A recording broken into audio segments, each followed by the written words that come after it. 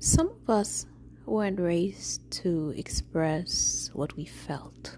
We were raised to endure it, to be strong and quiet.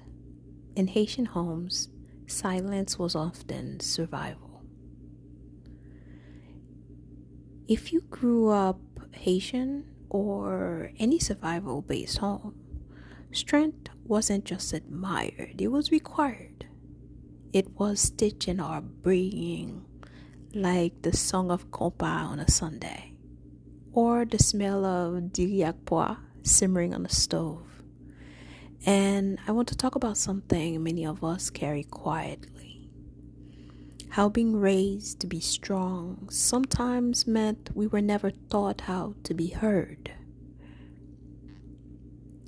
In a lot of Haitian households, strength was practical. Strength looked like working. Strength looked like not complaining. Strength looked like pushing through the pain and keeping the family together. Strength looked like sending money back home even when you barely had enough. And that kind of strength helped people survive. It helped our parents make it through things we may never fully understand. But here's the part we don't always say out loud. When strength becomes the only acceptable emotion, you don't learn how to name your feelings. You learn how to hide them. Many of us grew up with unspoken rules like don't talk back, pas faire from your want, don't embarrass your family, pas crier trop, don't cry too much, pas faire sembler ou faible, don't act weak, don't make it about you. And even if nobody said your feelings don't matter, the message still landed the same. You start to believe, my feelings are the problem. My feelings are too much. I should handle this alone. Then you become an adult, and the world expects communication, boundaries, emotional intelligence. But you are trained to stay silent. So what happens? You might be the kind of person who says, well, fam, I'm fine, automatically. Apologize for asking for help, feels guilty for needing rest, struggles to speak up until you explode, feel uncomfortable receiving care, keeps everything inside because it feels safer.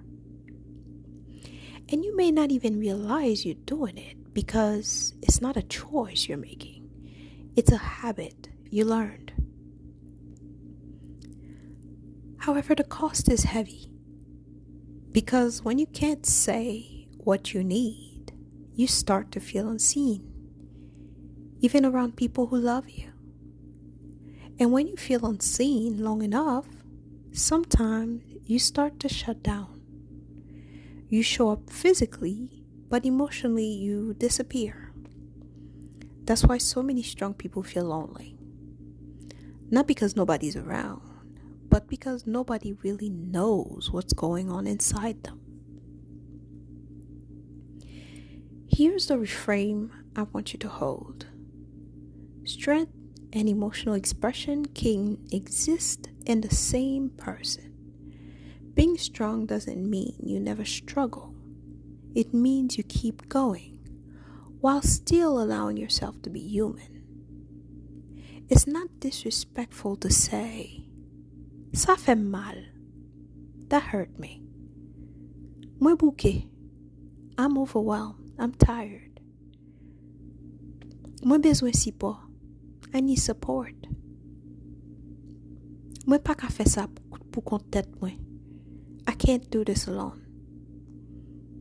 That is not weakness. That is honesty. That is healing. If you don't know where to start, start small. Today, choose one sentence and say it out loud or on paper. What I'm feeling is, what I need right now is, what I've been holding on to is,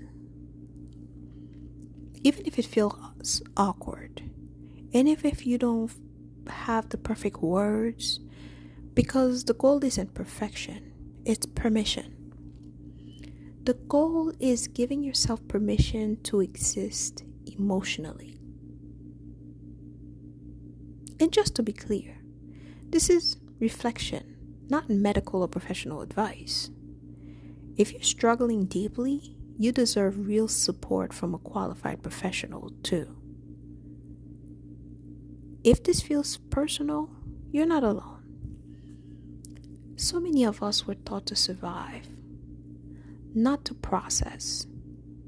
If you want, I'll be sharing more reflections like this, calm, honest, rooted in our culture. And if you like journaling, I'll also start linking gentle prompts below to help you put your feelings into words. Take a breath. Ou gen dwa pou fo, ou gen dwa pou yo tande yo. You're allowed to be strong and still be heard.